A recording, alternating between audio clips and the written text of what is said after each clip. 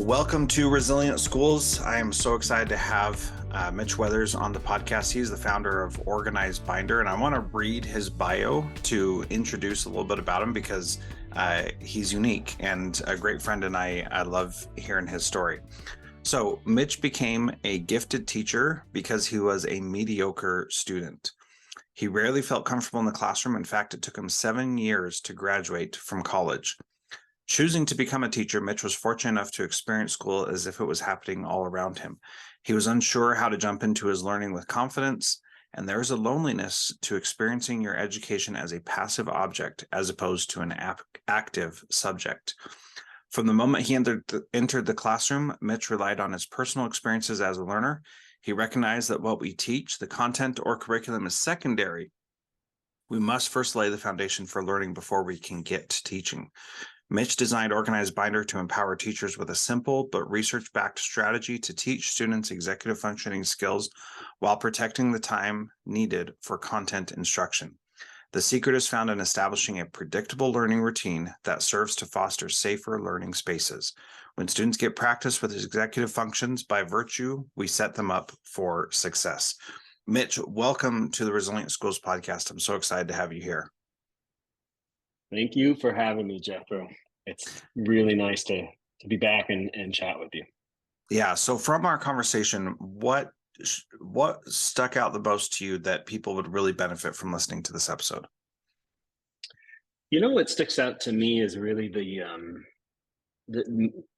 kind of more the theme of the entire podcast, that trauma-informed schools and kind of the nexus or the overlap with the development of executive functioning in students and that kind of sense of agency and dexterity. I think that's what stands out most to me. I think for schools and educators, teachers who are passionate about a trauma-informed approach, this seems like a very natural fit.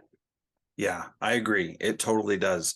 And I feel like it is something that when we're doing trauma-informed work, we are putting, as I read in your bio, we're putting the learning of content and curriculum secondary to helping them be successful in their life. Mm-hmm. And I feel like you're taking the same approach, and I think that's really valuable. Tell me about your thoughts on the game of life, the game of school type of approach. What do you think about that? I enjoyed that. And I think it's spot on as a way of looking at developing skills and habits that help me. Again, it's that you read in my bio too, like experiencing something as if it's happening all around me, but I don't know how to like jump in. And that's true of a game of life, yeah. Game of anything. You put like, there's some basics that I need to know and practice before I can actively participate. And there's just it feels really good as a learner. And I'm going to say this from my own experience. I don't think I really figured out how I learn until I was in graduate school. And mm-hmm. Like you said, 7 years undergrad. And then I spent some time in the nonprofit space. So I know this, and I've also seen it now many, many times in students, but it feels really good to have that sense of agency, to know what to do to engage and participate in my learning, as opposed to feeling like I'm here, I got my stuff, I got my device, I got but I just don't have that. If you've ever experienced it, and increasingly students are, when they do develop that agency, it just feels good. Yeah, it really does. That is for sure. And you feel success even if you don't experience success. And I think that's really key also. If anybody had, yeah, I just came up with that. Sorry to interrupt you. No, the key, one of the things, like when students who are struggling, like you said, you're not experiencing success. So let's just think of it as a grade level or subject real quick. If my routine, if you will, or if historically I've failed or I've struggled with this subject, think middle school, think math, think science. I don't like this, I don't like this, I'm not successful. what students need. So the narrative has to change, their narrative as well. And the way to do that is what you just said, is for students to experience success that's not tied to content mastery or content understanding or my grades. So part of this predictable routine and this idea of accountability, the executive function we were talking about in the episode, well, when I establish a predictable routine, I'm going to hold you accountable for engaging in that routine. And when you do, I've now created opportunities for me to celebrate you as a learner for engaging with the learning community, for being a student. And you, all the while engaging in this routine, I'm honing these executive functioning skills. So there's a win-win there. But I've seen this in students. They're experiencing success, even though they're not necessarily successful with, at the moment, the content we're learning. Yeah. And there's a key shift that happens there. Yep. I like that. And if you've ever competed in a game that you lost but played really well in, you know what that feels like. And my experience with this relates to when I was in Russia and played a grandmaster in chess and did not lose in less than 10 minutes. So I lasted long enough for me to find some success. And that makes a huge amount of difference. I knew I was never going to beat this guy, but the fact that I stayed in the game was really powerful. And he had taught me a bunch of things, and I applied those strategies, and that's how I was able to do it. And I remember the first time I played him, he beat me in 4 moves, and I learned that strategy, and then I knew how to do that in the future. But I also knew how to prevent it when I saw someone doing it to me. And that, even if I didn't experience success of winning, I still felt successful because I was able to play at a greater level than I was before. So this is a great conversation. You're going to love listening to it. And Mitch, thank you so much again for being here. And we'll get right to that interview here in just a second. Well, Mitch, great to talk to you again. Would you talk to us about what executive functioning skills are and why they're important? Yeah, absolutely. Thanks for having me back, Jethro. The term I like in describing executive functioning skills, some schools that we work with coined a phrase, studentness, that I really like. And executive functioning, is definitely an umbrella term. And so my work really focuses on specific skills and habits that make a difference for students in a school or kind of an academic context. So in that sense, this idea of studentness is the ability to kind of, I like to think of it as all the things students really need to be able to do to be successful. And what I mean by successful is like not just like grades or test scores, but just even the ability and the know-how to engage and step into their learning, into that process of learning. And for so many students, I think that they're experiencing school much like I did growing up. I was always able to pass or be successful in that sense, but I often felt like school was happening all around me. My education was happening all around me. And so I lacked that kind of sense of agency of that some students have. It seems almost like inherently or naturally, but increasingly we're seeing that skills formerly learned by students on their own need to be modeled and taught for them.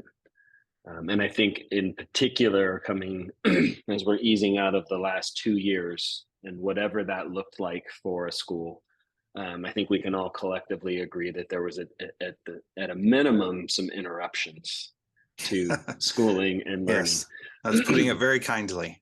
Right, and it's left a fingerprint on students for sure. And one way of addressing some of those interruptions or losses, or however you want to describe it or define it, I believe is found in developing and honing these executive functioning skills. Yeah, and on this podcast specifically, we're talking about kids who have been impacted by trauma and what that means for them and how that works. And the reality is uh, everybody's been affected by this collective trauma of going through the pandemic. And as you said, it looked different depending on where you lived and what your family was into. And so many different factors come into this. And one of the things that I say all the time is that school is a game. And I tell this to students as well. And it sounds like the way you're describing executive functioning skills and studentness is how I would interpret that, is knowing how to play the game of school. And when we look at everything in life, work, money, relationships as a game, then it takes a lot of the pressure off and helps us see how those things, you just need to figure out the rules so that you can win whatever that game is. So in my marriage, the way that I win the game of my marriage, and it sounds facetious to talk about it like that, but it's true. Like if I know that the way I win is by loving and serving my wife and supporting her and helping her live up to her potential, then I'm going to win. And that's actually going to make it better for both of us. The difference is that most of these things are not zero-sum games, that they are games where everybody can win, and there's not winners and losers, but by you winning, you actually help other people win as well. And that's kind of how I understand this. Does that translate well? Does that make sense? It does. It's interesting that you use that analogy, because when I was first, we're here talking about executive functions, and as you know, I've designed this program, Organized Binder, and at its core, it's helping students develop these skills and habits. And when I first started working on it, it was for that very reason. I was new to the classroom, and I was working with students for whom English was a second language, and many of them actually were US born, but just kind of mired with historic academic failure, but incredibly bright and capable students. And I remember one day telling them, I'm like, oh, you just don't know how to do school. It's not that you can't do it, or you don't know how to play the game. I didn't use that terminology, but exactly the same thing. Like, oh, there was more to that, in that I think, the educational system that we exist in a lot of ways was designed for folks that look like me and you, and not so much those students. And they kind of experienced, they were viewed through more of a deficit lens than an asset lens. And it was really about, okay, how do we leverage your strengths, even though they may look different than the kind of power majority, if you will, in this setting. So there's more to unpack there, but at a base, it was like, oh, you just don't know how to do these things. And so trying to help them learn and kind of hone these skills made a huge difference. And I love this conversation, because we're not talking about content. We're not talking about test scores. We're not talking about a lot of what like drives education as a thing or an industry. We're talking about stuff that really moves the needle for learners. Yeah. And what I find so powerful is that if you know how to play the game, then you can be successful in it, regardless of how smart you are or how dumb you are, or anything in between. You can still be successful. And a lot of it is about things like being organized and having a plan and those kinds of things. So tell us more about the tenets of executive functioning skills. Yeah. And I will in one moment, but real quick, with my students, when I was first designing it about the game, I grew up playing soccer. They all played soccer. And like, to your point, like, no plan. They would show up to school with nothing from the previous day. And it was just very obvious to me, like, you're here most of the time, you're arriving to class or school late, or things are happening, right? But we're not making any connections that like what we do today was related in some ways to what we did previously and where we're going in the future. But more importantly, like, you're just not ready to learn. And they said, would you ever show up to a soccer match and then just take to the field because you arrived? Like, that doesn't make any sense, right? No, you get there, you get your gear on and you warm up, and the other team's doing that, and coach is going to tell you what position you're in, and refs are coming, and there's all this song and dance happening that, here's the thing, you don't even think about it anymore because you've tried it and done it over and over and over again your whole life. It's like now into your subconscious. But what you do know is when the whistle blows, you better be ready to play the game for the sake of your team. And so what does that look like when learning? Because I told my students, I said, it's the same thing with learning. What's it look like for you? And it's slightly different for everybody in some ways. But what does it look like to be ready to learn? And the good thing is, and this comes back to the tenets of teaching executive functions, is that I'm going to model that for you every day in class, and it's going to look this way. And then and I'll go into that in a moment. The 6 executive functions that research has overwhelmingly shown move the needle, again, kind of keeping it in that school or academic context, and that are inherent to this work, is goal setting, something called working memory, which is kind of the ability to retrieve and hold what I've learned or experienced kind of in cognitive space long enough to do something with it. Really kind of linked, working memory is closely linked to my ability to pay attention. And what's interesting is working memory is finite. So the more we tax it, and we can talk a lot about that, and we will actually when we talk about the 3 tenets.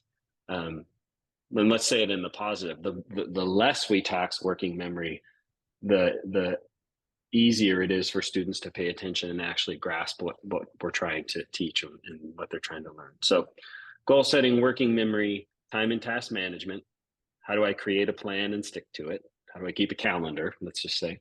Organizational skills, accountability, and self-regulation are the 6 skills that the research has shown really move the needle for students. But what I've found now, in well over a decade, 15 years probably, there's 3 key things to teaching executive functions, and it's being hyper explicit or clear, so clarity about what we're doing, modeling the use of them for students, and establishing a predictable learning routine. And that doesn't have to be classroom based. It doesn't have to be a traditional brick and mortar, which is I think pretty interesting. But just being very explicit, and the 2 parts of being the way we be explicit is I'm modeling them for students by virtue of engaging in a predictable learning routine. And the nice thing about that, because teachers, I've never met a teacher or a parent who's like, yeah, I don't want my kids to have those skills.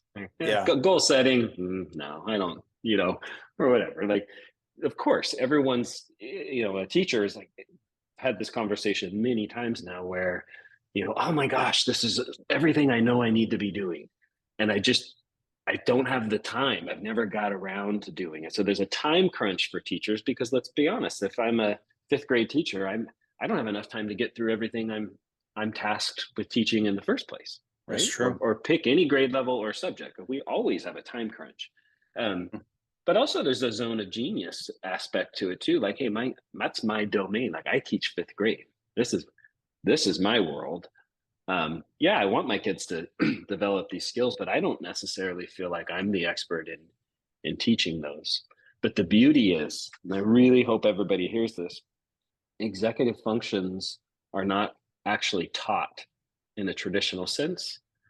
The way I like to frame it is they're not actually taught. They're best learned when students see them explicitly modeled and they get practice employing them in a no stakes environment. So it's okay to get it wrong or whatever. It's not going to negatively impact your performance.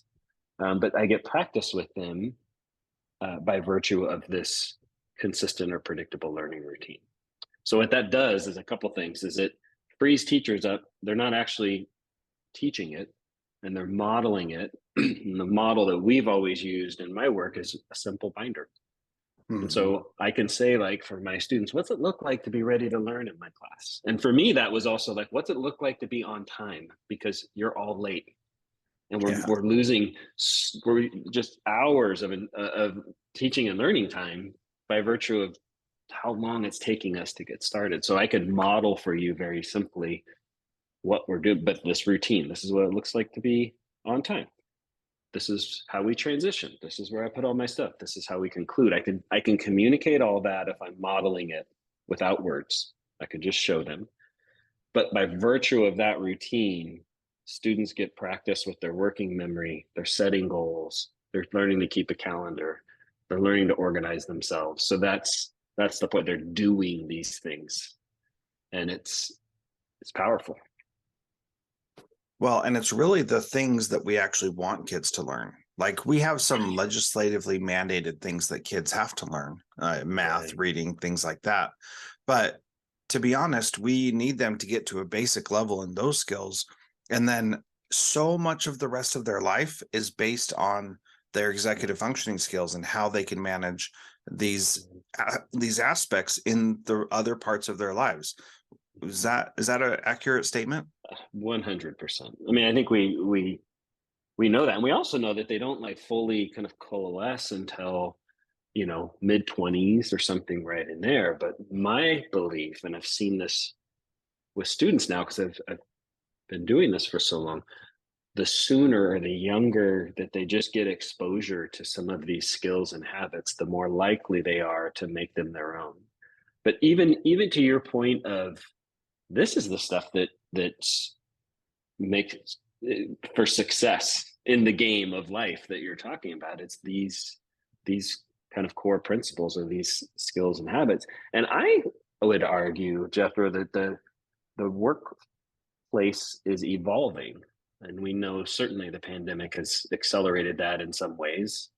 But increasingly, unless it's a very specific career or job, employers are saying, like, we want people that we can shape and that we can teach the specifics of this, whatever it is, company or job. And so they're looking for people to employ that have this suite of executive functioning skills. And even if it is like, I'm a nurse, an ER nurse, you have to have this same set of skills, even though the education you have is very niche or specific to what you're doing. So they really Well, are. Well, the way I phrase it is these executive functioning skills lay the foundation for learning, whatever you're learning.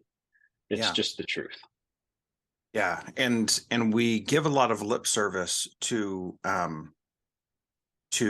like creating lifelong learners, but then we don't do the things that actually will enable them to be lifelong learners. Like if a person knows what it means to be ready to learn, then when they have an opportunity to learn in the future in whatever setting, they will know what things they need to have in place to have that happen. And this seems so simple, and yet we still struggle with it, right? Right. Right. Why is that?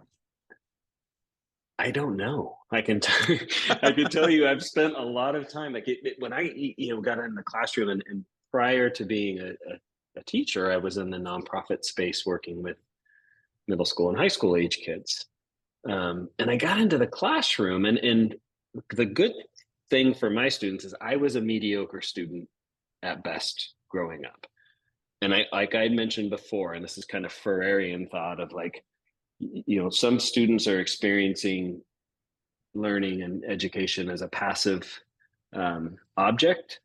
And the real work, the call to action is, how do you help them transition to an engaged subject? Like, I'm active, I'm part of this. And there's a loneliness to sitting in a classroom or whatever learning environment, and like, nobody wants to fail. Like, I want to be able to do this. And if I don't even know how to, like we're saying, how I learn or how to engage, what that looks like, um, there's a loneliness there. And you're kind of like, well, it's like just happening all around me.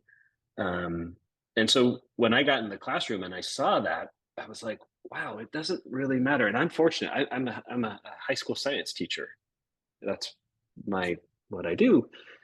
That's fun, right? We can light things on fire. We can blow stuff up. We can go Yeah. outside. We can cut open frogs. We can do things that are engaging, right? I'm sorry, math teachers, but like, you know, I'm not saying, well, today we're going to learn how to divide fractions, right? Yeah. That's you got to be a little bit more engaging than in science, right? But it didn't matter. It became clear that what we're learning is secondary, not less important. But if we don't have this foundation, what are we doing? Why are we spending all of this time and energy and money funding on textbooks and even technology? And I would say it's like we need to get serious about building this foundation. And I'm so happy to report to everybody that the pandemic has seemed to, there's been a collective shift to this is important. And, there are gaps that occurred during the pandemic, and there's a widening of equity and achievement gaps that were pre existing. There's no question about it. And just speeding up, like the idea of, wow, this kid kind of more or less, appears to have missed a year of math, let's say.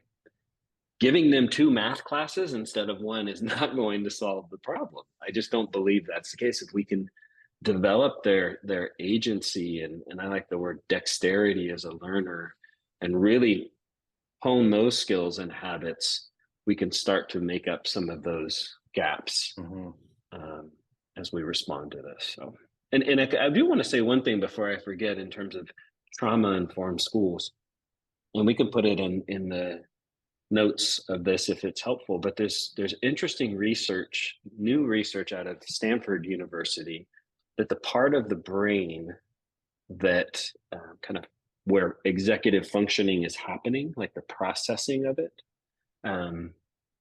there's a link between I wouldn't say, I won't battling against the word, but helping with anxiety, depression that can be linked to trauma that came about from like significant events. I'm not saying this very well, but That's okay. AKA they're looking at the pandemic and young people and the part of the brain, and they're seeing that there's a connection between kind of mitigating some of those depression and anxieties linked to the trauma of the pandemic through the part of the brain with executive functioning. It's fascinating. It's a deep dive. It's not a casual read by any means, but for anybody interested in trauma-informed pedagogy or trauma-informed schools, I think looking at executive functioning as part of that work is important. Well, the idea of self-regulation really encompasses all of those skills, right? Of like if you can regulate yourself and know that you need to be organized and have time and task management and have accountability and all those things, like, and you can be aware of that, that makes a huge difference. And so one of the things in the 3 schools that I helped become trauma informed, one of the things that we looked at was how do we help kids be in control of themselves, of their minds, and of their bodies, rather than letting the trauma or the anxiety or the depression or the suicidal ideation be the one that is in control. And a couple of weeks ago, I had Stephen Smith, who is the founder of treatmyocd.com, which is OCD is this really fascinating thing that I've been learning about for the past few months. And the same kind of things exist, is that if you can be in control of whatever challenge, disability, trauma, whatever it is, if you can find a way to grasp that control so that it's you being in control, not that thing running your life, then you may not be able to ever overcome it, but you can manage it and you can control it and you can let it not dictate your life, which is so important. And as I was saying, in these schools where we helped make them trauma informed, what we saw was that kids who could start having these executive functioning skills were able to make better progress in dealing with whatever was going on in their life that was causing them challenges or grief or whatever. And like, it's not a magic bullet. It's not a pill that fixes everything, but it is something that helps them see how they have control and can be more successful. Now, this is something also that adults are not perfect at, right? And so can you talk about how you're helping adults with this very specific problem?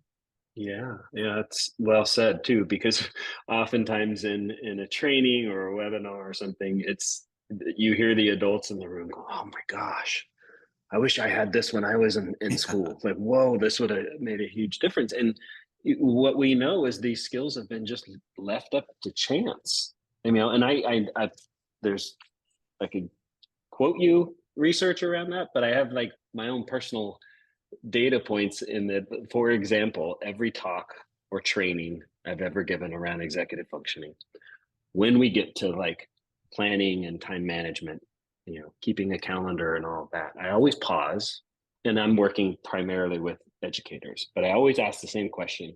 Raise your hand if some caring adult, when you were a young person, took the time to show you how to maintain a calendar.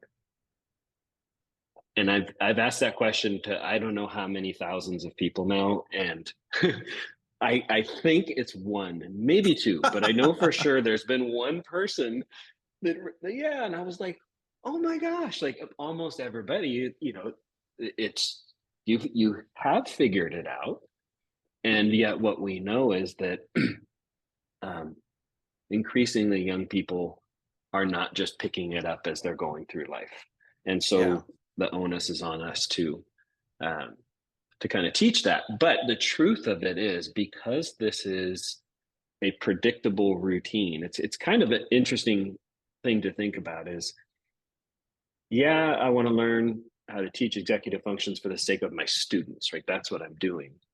But the way it's done, the modeling of the explicit modeling and this predictable routine is all done through the teacher, right? It's coming through the teacher. And so the conversation I always have with administrators, school or district or network leaders, if it's charter, is saying like, we can talk all about what students are going to develop, and I can literally just show you that. But the truth is, this organizes your teachers. This is for the adults, because hmm, this is key, Jethro. Lots of adults struggle with executive dysfunction. It's not a young person thing, right? It's a human thing. And for students who lack or have struggle with some of these skills, when they find themselves in learning environments where the teacher is also struggling with some of those same things, it just exacerbates it for totally, students, right? totally. So getting a teacher, and it's not to be negative, but I'm always kind of shocked at how desperately teachers need this work. Like the clarity piece for them, but also for the sake of their students. So it's actually all about adult work, and Yeah. then it's trickling down to the students. Yeah. Well, and I want to go back to what you said about it is it's not about teaching the skills, but it's about setting up the situation for them to be able to learn it effectively. Right. And I think that is so powerful. And to be clear, David Allen of Getting Things Done and Michael Hyatt of the Full Focus Planner, these guys have made millions of dollars teaching adults time and task management, just that one thing, right? One thing, right? And so it is definitely a skill that adults need. How are you helping adults learn this, especially in a school setting? What it specifically looks like is ideally in person, but also virtual trainings. Mhm. And the whole thing comes down to modeling. So we're going to establish when we come in and talk about how to teach executive functions.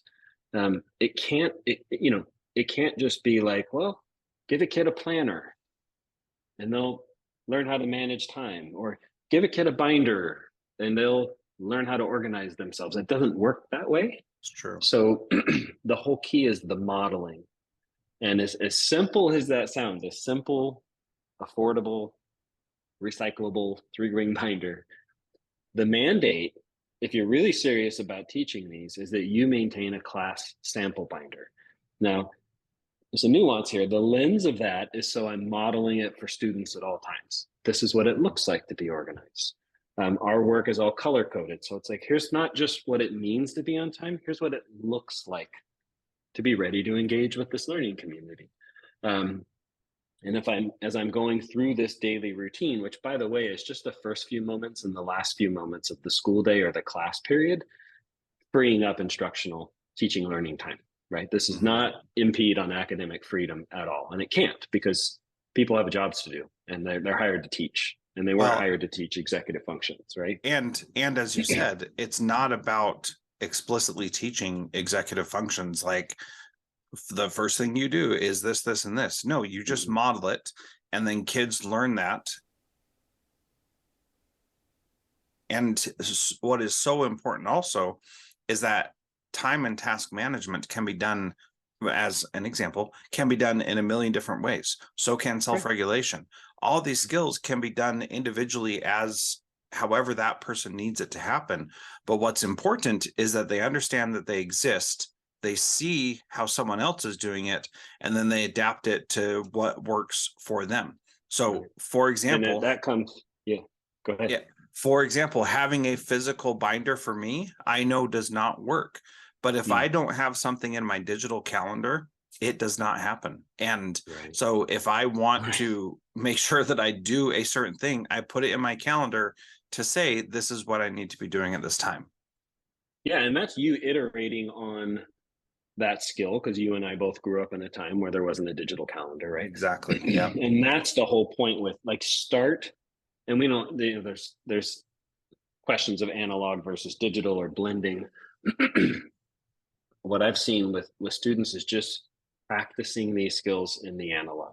Practice writing this down, so that repetition of goal setting, time management, organization, once I, like you're saying, I see it modeled, I get practice with it, ideally every day.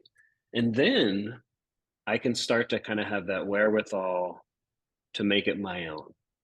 And what is interesting, back to working memory, when I make it my own, so this, the language would be that it moves into my subconscious. Like I got this now. Like you just said, if it's not on my calendar, it just doesn't exist. So everything that matters will end up on your calendar. You don't even think about that. It just, you just do it, right? But if you've never never seen that, you've never had that experience, you may just not realize how important that is, or even know how to do it if you wanted to. But if I've had a chance to see it modeled and I've had practice doing it, I can then iterate on it. I have that, again, back to that agency, like this is mine now. And so I'm going to make it work for me. And that's what's really interesting, being in this game for so long. There's now students. In fact, I'm meeting with one tomorrow, a student that went to a school that used this work, where they were serious. It's all through the organized binder side, but it's all about learning these executive functions, who said, like, I recognized even in school, this is what's making me successful. And now as a teacher, been 4 years in the classroom, I'm utilizing all of these skills and habits that I learned and saw modeled back when I was in school. And I want to bring that to my students so I can start to help them be more successful. But it all happens through the modeling and getting practice. Like you said, like creating the environment for me to just learn these things. And that's that explicit piece. One of my favorite books is by Lisa Delpit, called Other People's Children. I would say her thesis is that which is implied or that which is implicit, educators need to make explicit. And another way to think about it is, don't make assumptions about what students can do, right? You can't, back to that. I've had this conversation with teachers over the years, like, well, I gave them a binder, or I gave them a folder, or I get whatever it is. And look, they're just a mess still. And it's like, well, okay, that's a good start. That's kind of, we could look at that through an equity lens. Let's provide the materials that then we can model, and you can give them practice with it. And it's pretty, I mean, it's nothing short of powerful, maybe even magical, when students start to experience that sense of agency. And there's a Dweck part to all of this with, mindset work. where students start to see themselves differently within a learning or schooling or academic context. And that, her work is saying, the view we take of ourselves has a more profound impact than just about anything in our ability to, in life in general. And so when I start to see myself as like a learner, a scholar, like I can do this, it's not just because I got a good grade on a math test. It's not. It's these skills and habits. And you asked the question, like, why aren't we all doing it? And I said, I don't know. It's nice to be in a place now. 10 years ago, if I said, non-cognitive factors are really important, or executive functioning skills, people would be like, yeah. There'd be some that are like, yes, like I'm 100% in. I want to learn this. Now it seems like, I can say from personal experience, schools that are reaching in, to organized binder are of all types, private, charter, public, non-seat based, like all over the place, saying our students need these basic skills and habits. And they're not basic. I shouldn't say that. These foundational skills and habits. I do think foundational is the right word for that. Right. So how does a teacher or a principal or even a student who's listening to this, how do they learn more about this? What would you say? How would you help them learn more, like right away? The most immediate way to learn more, this last year, I hosted a 5-part webinar series on teaching these executive functions. And I'm going to do round 2 of that starting in January, totally free, 1 per week. And what we're the structure will be looking at those 3 tenets each time. We're gonna, because it's so important, being hyper clear or hyper explicit. What's it look like to model? And then establishing a predictable learning routine, which, by the way, side note, I am absolutely convinced that predictable learning spaces are safer. And when students consistently feel safer or find themselves in safer learning environments, they're more likely to take risks that are inherent to learning. So we can talk about executive functioning, but there's other things that start happening with being explicit, modeling, and establishing a predictable routine. But we're going to review that, and then I'm going to take kind of a deep dive on each executive function in these short webinar series. That would be probably the most immediate, and that's starting this month in January on the 25th. I don't know if I said that. So I would love for people to check that out if they're interested in that. We have a course as well called How to Teach Executive Functioning in Any Classroom. That's available and would be kind of like all in one. Like, I want to know this now and dive in. It's about a 2.5 hour course, all async, complete with certification, and you can even get units if you need continuing education units. Or just reach out and we can have a conversation. Yeah. So the website is organizedbinder.com/EF for executive functioning. And I would definitely, is that right? Make a note. If you want to RSVP, grab your seat for the free webinar series. That's it. Just organizedbinder.com/EF as in executive function. If you want to check out that course, same thing, but instead of EF, it's GO. Organizedbinder.com/go. And then you can also just go to organizedbinder.com and there's a bunch of information about executive functioning there too. Yeah. Very cool. Well, I definitely encourage people to do that. I've known you and known your work for many years, and it has helped my family personally, and I thank you for that. And I hope people will check this out, organizedbinder.com/go.